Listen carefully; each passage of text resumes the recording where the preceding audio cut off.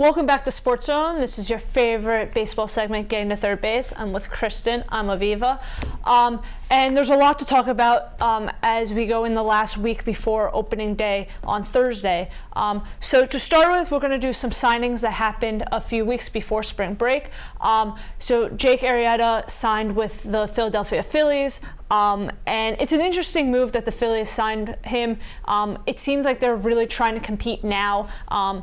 Jake Arrieta is a really good pitcher. I think he's going to make a huge impact with the Phillies. I don't know if they're going to win the NL East. I don't know if they're going to be in the wild card, but they're showing signs of life. They're showing that they want to compete in the NL East with this great star pitcher and then their new upcoming batters. And then also we had another signing, Mike Moustakas. Before spring break, we talked about how he might sign with the Chicago White Sox. That didn't happen. So, Kristen, take it away. So, Mike Moustakas ended up signing back with his former team, the Kansas City Royals, for significantly less money than he had been playing for previously. And I just thought it was really interesting to watch how the free agent market kind of played out this spring. There are a lot of notable names that we mentioned in our previous segments that hadn't been signed still up until a few weeks ago. And it was really interesting because obviously Moustakas wanted to go for more money. That's why he was testing the free agent waters, and nobody really was willing to dish out that much money to pay him more than he had been making. So he ended up having to take a pretty significant pay cut to be back with the Royals. So I thought it was just really interesting to see because you never know what can happen with the free agents, and it was very interesting to see how that worked out for him. Yeah, it's going to be interesting to see what impact he makes on the Kansas City Royals after knowing that he got much less than what he wanted. To switch gears a little bit, we're going to talk about some injuries that has happened this spring training. There have been two notable players who got injured. Greg Bird, for first baseman for the New York Yankees, he has been dealing with some right foot problems. He's going to see a doctor tomorrow in New York to see what's happening. And this is a blow for the Yankees, who know that they want big bats in their lineup, and it's their first baseman who they hopefully wanted someone to be really good. And then the other injury was Justin Turner for the LA Dodgers. He got hit in the wrist during spring training. He has a fractured wrist.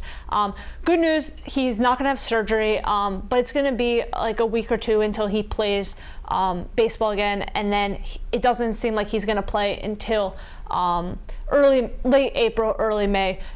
So I think that's going to be a huge blow for the LA Dodgers, especially since Turner has been really good for the LA Dodgers for the past few years, and he's a big bat in the lineup. And then two people who have been dealing with injuries in the offseason is Daniel Murphy and Michael Conforto.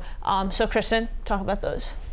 So Daniel Murphy of the Washington Nationals, we've seen that he has obviously made a huge impact since coming there. He came from the Mets, and he had that one really stellar postseason with the Mets. But before that, he really wasn't that great. But ever since he joined the Nationals, he has been great. He's been one of their big offensive powers. And I think that even though they're predicting that he's only going to be out for the first month of the season, I still think that that short amount of time does make a big impact on the season. It's the first month you want to come out and make a statement.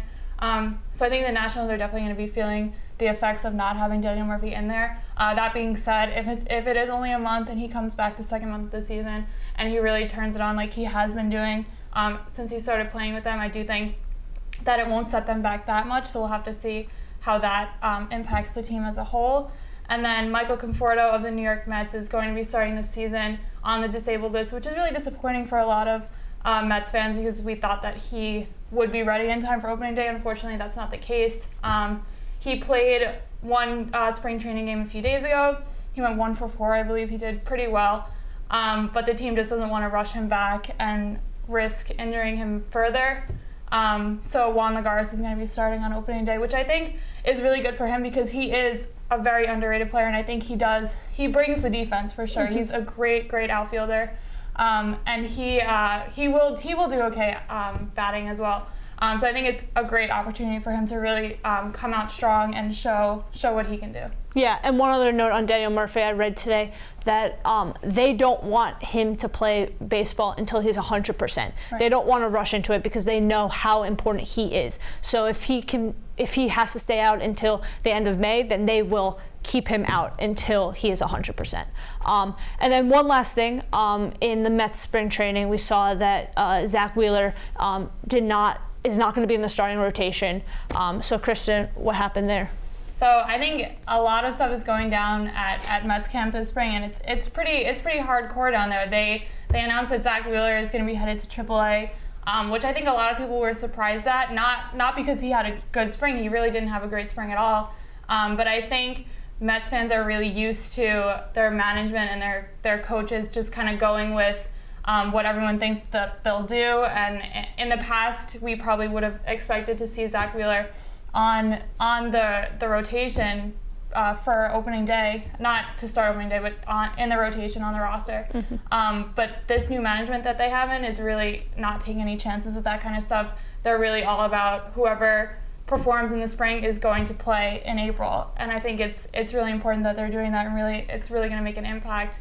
So I think that even Steven Matz should be a little bit worried. He has a start today in spring training. And I think that if he doesn't do well, he could also be sent to AAA. Mm-hmm. And Rob Gazelman has had a decent spring, and he could even be on that 5-man rotation. So I really think that if Steven Matz wants to be in the roster going forward, mm-hmm. that he really needs to step it up today, because we saw what happened with Zach Wheeler and he got sent down. So I think it's going to be really interesting to see going forward how Wheeler performs in AAA, because he was really disappointed to not get the roster spot. And we'll have to see how he's going to do there. Yeah, so a lot has happened in the offseason, a lot has happened in spring training. Opening day is this Thursday, which is really exciting, and we'll see what happens in 2018. So this has been Getting to Third Base, and stay tuned for more SportsZone after this.